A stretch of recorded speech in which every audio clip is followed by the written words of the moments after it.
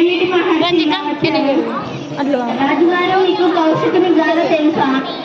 తెలియదు. ఆ పేరు నువ్వు చెప్తుంటేనే మొదటిసారి వింటున్నాను. కౌశికుని గాథ చెబుతాను. కౌశిక, నీ విద్యాభ్యాసం ముగిసింది. నువ్వు వెళ్ళి గృహాశ్రమాన్ని స్వీకరించి తల్లిదండ్రులను సేవించు. అలాగే గురువు గారు.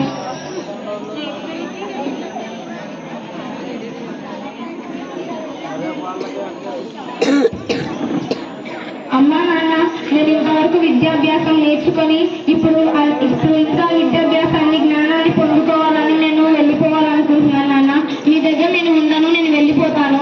ఇక్కడ నేను ఉంటే నేను విద్యాభ్యాసాన్ని నేర్చుకోలేను.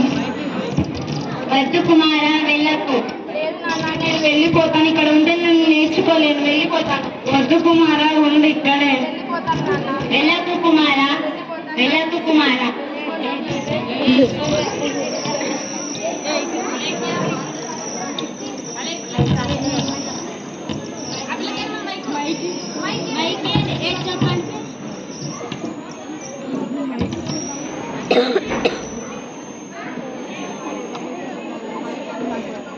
కౌశికుడి మీద కాకి రొట్టె వేసింది.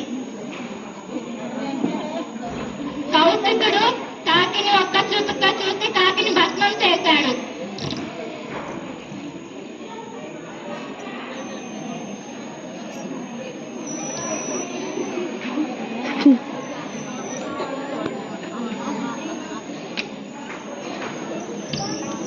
మాతా భిక్షం దేహి, మాతా భిక్షం దేహి, మాతా భిక్షం దేహి.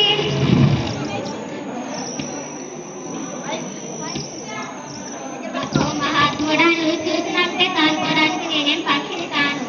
నేను పతివ్రతని. ఒక మహర్షి ఇంతసేపు ఎండలో ఇంతసేపుగా వేచి ఉంటే నువ్వు ఇంత నిర్లక్ష్యంగా వస్తావా? ఓ మహాత్ముడా, సన్యాసికి ఇంత కోపం తగదు. నీకు ఇంకా ధర్మ సూక్ష్మాలను తెలుసుకోవాలని ఉంటే మిథిలా నగరంలో ఉన్న ధర్మరాజును కలువు. నాకంటే గొప్పవాడా అతడు? అవును, నీకంటే చాలా గొప్పవాడు. ధర్మాలు ఎన్నో తెలిసినవాడు, ధర్మాత్ముడు. అయితే ఇప్పుడే వెళ్ళి కలిసి వస్తాను.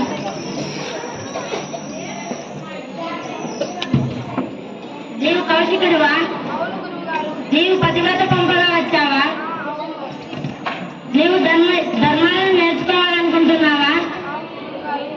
నీ కళ్ళకు కనిపించే అసలైన ధర్మాన్ని చూపిస్తాను కదా.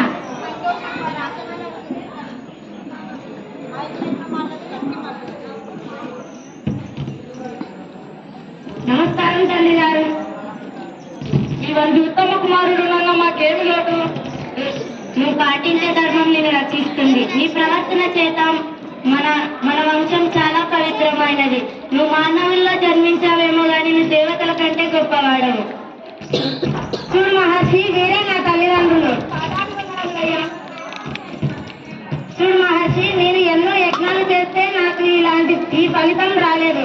కేవలం నా తల్లిదండ్రులను సేవించడం వల్ల, నా తల్లిదండ్రులను సేవించి ధర్మాన్ని పాటించడం వల్ల నేను ఈరోజు ఇంత గొప్ప స్థాయిలో ఉన్నాను. న్యాయము చేత ఆరాధింపబడే ఓ ధర్మవ్యాధుడా, నీ ధర్మ మార్గానికి సాటి లేదు. మేము ఒక పతివ్రత పంపగా వచ్చాము. అవును, ధర్మం చేత జ్ఞానాన్ని పెంపొందించుకోవాలని నేను భావిస్తున్నాను. కానీ నీవు నాకు నచ్చలేదు. వేదాధ్యాయం నేర్చుకొని ధర్మాన్ని పెంపొందించుకోవాలని నేను అనుకున్నాను. కానీ నువ్వు చెప్పిన మాటలు నేను ఆలోచించలేదు. నువ్వు చేసిన పని నాకు నచ్చలేదు. నీ తల్లిదండ్రులు నీవు అక్కడ ఒంటరిగా వదిలేసి వచ్చావు. కానీ నీ తల్లిదండ్రులు నీ కోసం గుండె పదిలేలా ఏడుస్తున్నారు. ఓ పుణ్యాత్మడా, నువ్వు చెప్పిన మాటలు చాలా శ్రేష్టమైనవి, గొప్పవైనవి. ఈ మాటలు మేలు కలిగించే మాటలు. ఈ మాటలు నేను చాలా శ్రద్ధగా విన్నాను. ఇప్పుడే నా తల్లిదండ్రుల దగ్గరికి వెళ్ళి నేను వారిని సేవించి తరిస్తాను. సరే, ఇక వెళ్ళి నీ తల్లిదండ్రులను సేవించు. అదే నీకు గొప్ప ఫలితాన్ని ఇస్తుంది. ధన్యవాదాలు గురుగారు.